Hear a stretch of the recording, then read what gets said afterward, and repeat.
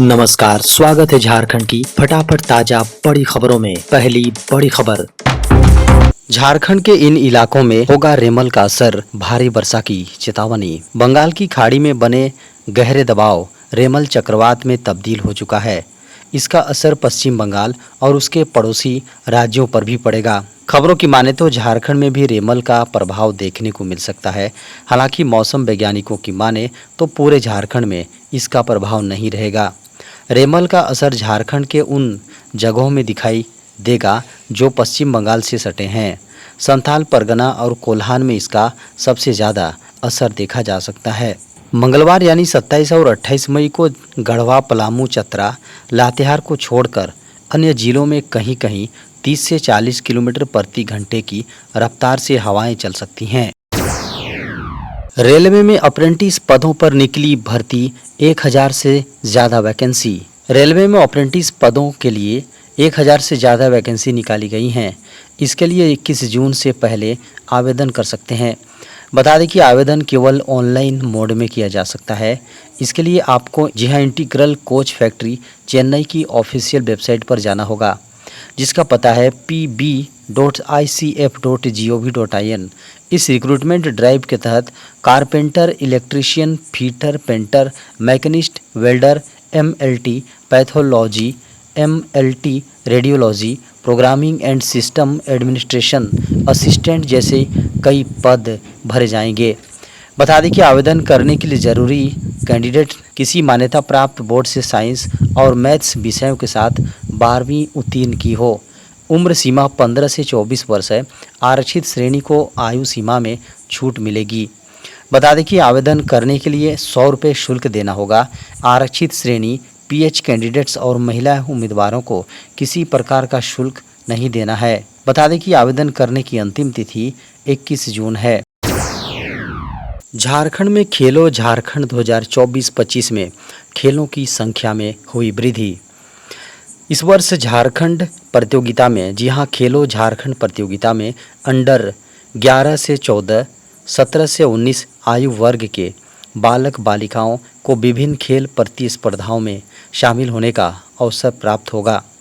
खबरों की माने तो सभी सरकारी स्कूलों, मुख्यमंत्री उत्कृष्ट विद्यालय, कस्तूरबा गांधी बालिका विद्यालय, झारखंड बालिका आवासीय विद्यालय, आदर्श विद्यालय, नेताजी सुभाष चंद्र बोस आवासीय विद्यालय, एकलव्य आवासीय विद्यालय समेत सरकारी सहायता प्राप्त विद्यालयों के विद्यार्थियों को इन प्रतियोगिताओं में शामिल होने का मौका मिलेगा।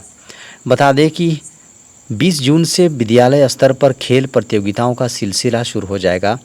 स्कूल लेवल पर विजयी खिलाड़ियों को प्रखंड, जिला फिर राज्य स्तर पर खेल खिलाड़ियों को प्रखंड, जिला फिर राज्य स्तर पर खेल प्रतिभा दिखाने का मौका मिलेगा।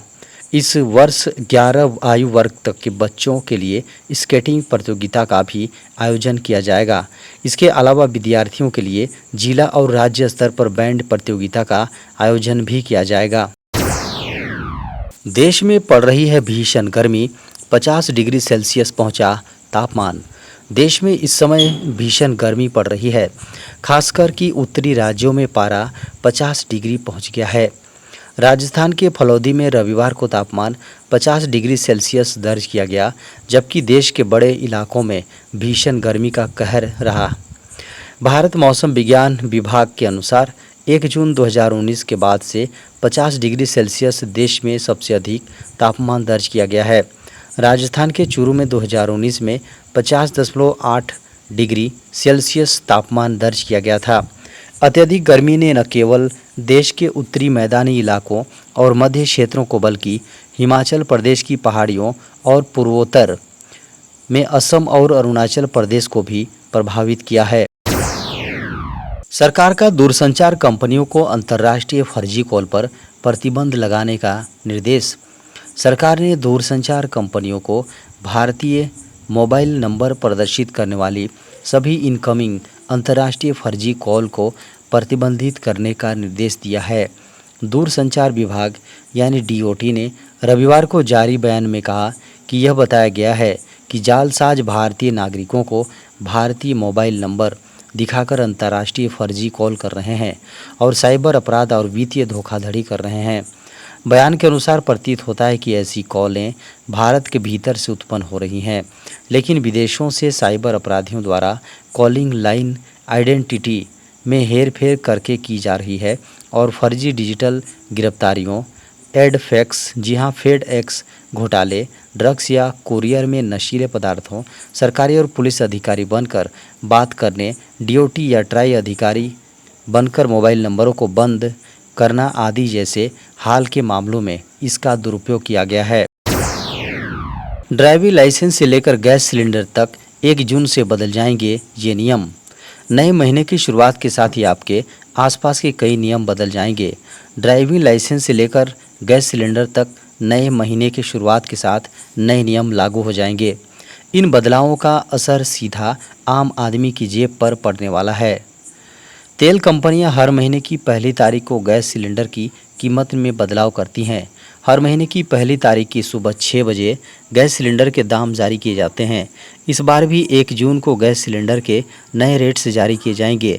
तेल कंपनियां 14 किलो वाले घरेलू और 19 किलो वाले कॉमर्शियल सिलेंडर के दाम तय करेंगी। बता दें कि UIDAI ने आधार कार्ड अपडेशन को लेकर जानकारी दी है। आधार कार्ड को फ्री में अपडेट करने की तारीख 14 जून तक ही है। आप आसानी से बिना किसी शुल्क के 14 जून तक फ्री में आधार को अपडेट करवा सकते हैं।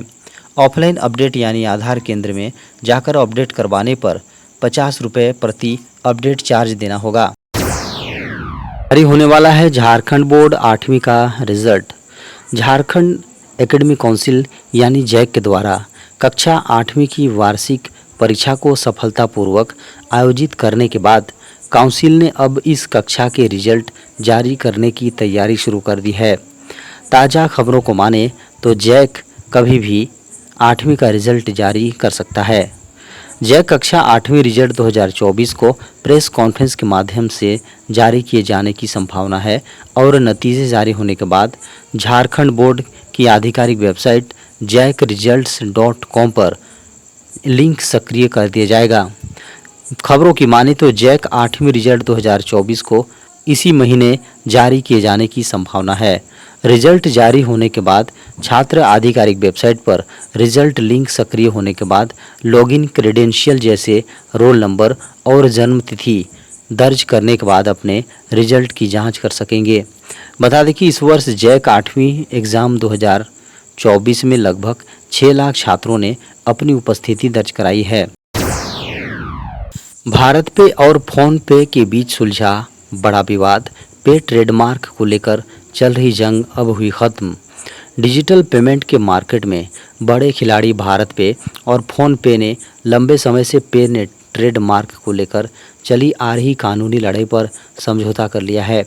लेकिन यह समझौता कोर्ट के दखल देने से नहीं बल्कि दोनों के बीच आपसी बातचीत से हुआ है। दोनों कंपनियों ने संयुक्त बयान में यह जानकारी दी। इस बीच कंपनी की ओर से जारी बयान के अनुसार भारत पे और फोन पे ने पिछले 5 सालों के दौरान कानूनी गतिरोध पर विराम लगाते हुए बड़ा करार कर दिया है। अब ये माना जा सकता है कि दोनों के बीच आगे कोई भी कानूनी लड़ाई नहीं होगी। भारत पे की ओर से जारी बयान में बोर्ड के चेयरमैन ने कहा है कि दोनों कंपनियों के बीच यह कदम बहुत सकारात्मक है। इसे लेकर दोनों तरफ के मैनेजमेंट की तारीफ किया गया है। बता दें कि दोनों संगठन दिल्ली उच्च न्यायालय और मुंबई हाई कोर्ट के समक्ष सभी मामलों के संबंध में समझौते के तहत दायित्वों का पालन करने के लिए अन्य आवश्यक कदम उठाएंगे। केंद्र ने बढ़ाया सेना प्रमुख जनरल मनोज पांडे का कार्यकाल 1 महीने के लिए। केंद्र ने रविवार को सेना प्रमुख जनरल मनोज पांडे का कार्यकाल 1 महीने के लिए बढ़ा दिया। रक्षा मंत्रालय ने एक बयान में कहा, कैबिनेट की नियुक्ति समिति ने 26 मई को थल सेनाध्यक्ष जनरल मनोज सी पांडे की सेवानिवृत्ति की सामान्य आयु से परे 1 महीने की अवधि के लिए 30 जून तक सेना नियम 1954 के 16A4 के तहत सेवा में विस्तार को मंजूरी दे दी। जनरल पांडे ने अप्रैल 2022 में 1.2 मिलियन मजबूत बल की बागडोर संभाली।